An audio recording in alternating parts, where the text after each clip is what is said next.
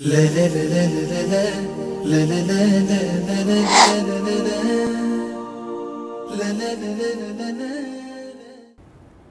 النبی صلی اللہ علیہ وسلم افضل الصیام بعد رمضان شہر اللہ المحرم، رواہ مسلم۔ محترم سامعین و ناظرین، مسلم شریف کی حدیث ہے،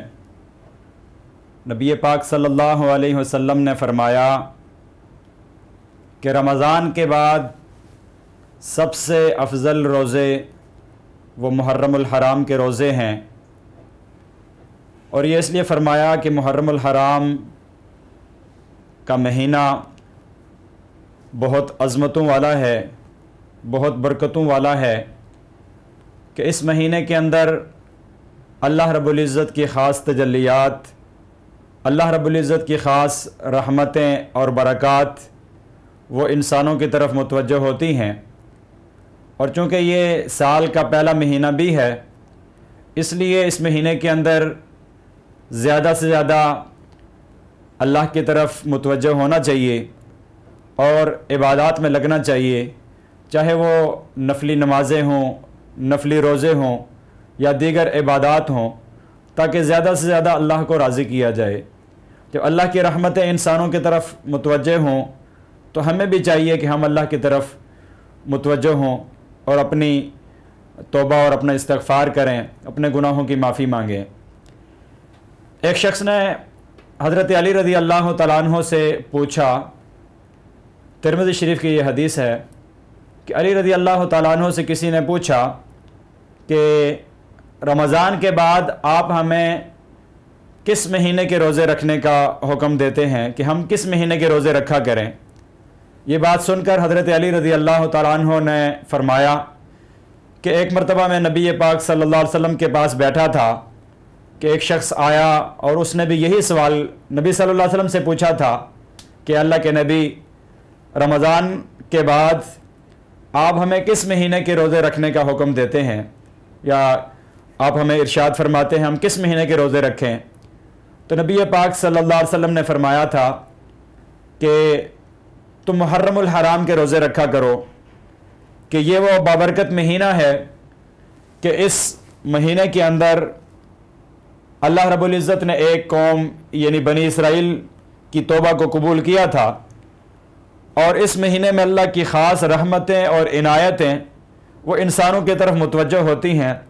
لہذا جب ہم روزہ رکھیں گے، ہم اللہ کی طرف توجہ کریں گے تو اللہ جس طرح ان کی مغفرت کی تھی، ان کی توبہ کو قبول کیا تھا، تو اللہ رب العزت ہماری توبہ کو بھی قبول فرمائیں گے۔ پھر محترم دوستو، اسی محرم الحرام کے اندر ایک بابرکت دن وہ 10 محرم الحرام کا عاشورہ کا دن ہے کہ جس کی بہت برکات، بہت فضائل ہیں۔ روایات میں آتا ہے کہ اللہ رب العزت نے بنی اسرائیل کو فرعون کے مظالم سے جو نجات دی تھی، حضرت موسیٰ علیہ السلام کو نجات دی تھی، وہ اسی 10 محرم عاشورہ کے دن ان کو نجات ملی تھی، اور شکرانے کے طور پر وہ 10 محرم الحرام کا روزہ رکھا کرتے تھے۔ نبی مکرم صلی اللہ علیہ وسلم جب مکہ سے مدینہ تشریف لے گئے تو وہاں دیکھا کہ یہودی روزہ رکھتے ہیں، تو آپ صلی اللہ علیہ وسلم نے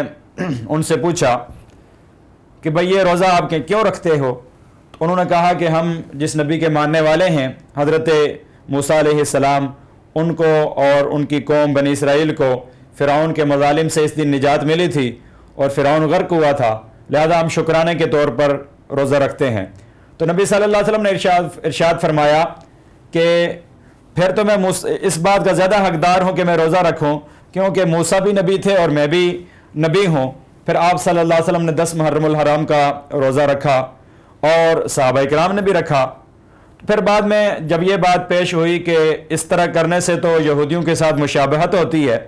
تو آپ صلی اللہ علیہ وسلم نے فرمایا کہ اگر میں اگلے سال زندہ رہا تو اگلے سال میں اس 10 محرم کے ساتھ ایک دن اور روزہ رکھوں گا، یا 9 محرم کا ملا لوں گا یا 11 کا۔ تو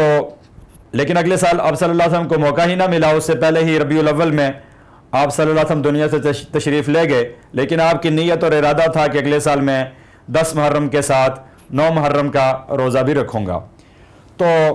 اب یہ روزہ رکھیں گے تو اس کی فضیلت کیا ہے، ہمیں کیا ملے گا؟ ایک حدیث میں نبی پاک صلی اللہ علیہ وسلم نے ارشاد فرمایا کہ عاشورہ کے دن روزہ رکھنا، 10 محرم الحرام کے دن روزہ رکھنا، اس سے 1 سال جو گزر چکا اس کے جتنے صغیرہ گناہ ہیں انسان کے، وہ سارے اس ایک روزے کی برکت سے معاف ہو جاتے ہیں۔ جو عاشورہ کا روزہ 10 محرم الحرام کا روزہ رکھتا ہے تو اس کے گزشتہ سارے گناہ اس روزے کی برکت سے وہ سارے معاف ہو جاتے ہیں۔ تو اس لیے ہمیں چاہیے کہ ہم بھی 10 محرم الحرام کا روزہ رکھیں اور اس کے ساتھ 9 محرم کا یا 11 محرم کا روزہ اس کے ساتھ ملا لیں۔ یہاں ایک یہ بات بھی کہتا چلوں کہ بعض لوگ یہ کہتے ہیں کہ 9-10 محرم کا روزہ کہیں سے ثابت نہیں ہے، حالانکہ حقیقت یہ ہے کہ بہت ساری احادیث ہیں جن میں نبی صلی اللہ علیہ وسلم نے اس 9-10 محرم کے روزے کی ترغیب دی ہے، خود بھی رکھا ہے اور دیگر صحابہ کرام نے بھی رکھا ہے۔ تو بعض لوگ کہتے ہیں کہ یہ 9-10 محرم کا روزہ وہ یزید کی بیوی نے رکھا تھا اور اس نے یہ قسم کھائی تھی، یہ منت مانی تھی کہ جب تک میں حضرت حسین کا سر نیزے پر چڑھا ہوا نہ دیکھ لوں اس وقت تک میں افطار نہیں کروں گی۔ تو چونکہ یہ روزہ یزید کی بیوی نے رکھا تھا تو لہٰذا ہمیں 10 محرم کا اور 9 محرم کا روزہ نہیں رکھنا چاہیے، کیونکہ یہ تو یزید کی بیوی نے رکھا تھا۔ تو اس اعتراض کا، اس بات کا جواب یہ ہے کہ ایسا کوئی واقعہ، ایسی کوئی بات تاریخ میں بھی کہیں نہیں ملتی کہ یزید کی بیوی نے روزہ رکھا ہو اور یہ بات ہوئی ہو۔ حالانکہ اس کے مقابلے میں احادیث موجود ہیں، بخاری شریف میں ہے، اس کے بعد مسلم شریف میں، ترمذی شریف میں، دیگر جو مشہور احادیث کی کتابیں ہیں ان کے اندر واضح طور پر احادیث موجود ہیں کہ نبی صلی اللہ علیہ وسلم نے خود بھی 10 محرم کا روزہ رکھا اور صحابہ کرام نے بھی رکھا، اور پھر یہ بھی ارشاد فرمایا کہ اگلے سال اگر میں زندہ رہا تو یہودیوں کی مخالفت کرتے ہوئے 9 محرم کا روزہ بھی رکھوں گا اس کے ساتھ۔ اور پھر صحابہ کرام نے بعد میں جتنے بھی نبی صلی اللہ علیہ وسلم کے بعد زندہ رہے ان سب نے 10 محرم کے ساتھ 9 محرم کا بھی روزہ رکھا کرتے تھے، اور اگر کسی سے 9 محرم کا رہ جائے پھر 10 محرم کے ساتھ 11 محرم کا روزہ ملا لیا کرتے تھے تاکہ یہودیوں کی ساتھ مشابہت نہ آئے، ان کی مخالفت ہو جائے۔ اللہ رب العزت ہمیں بھی اس مہینے کے اندر روزے سمیت زیادہ سے زیادہ نفلی عبادات کرنے کی توفیق نصیب فرمائے اور ہماری مغفرت اور بخشش کا اس مہینے کو ذریعہ بنائے۔ وما علینا الا البلاغ المبین۔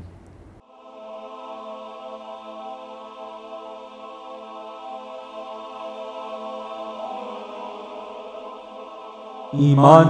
کی کرن، ہدایت کی شمع، وصال اردو۔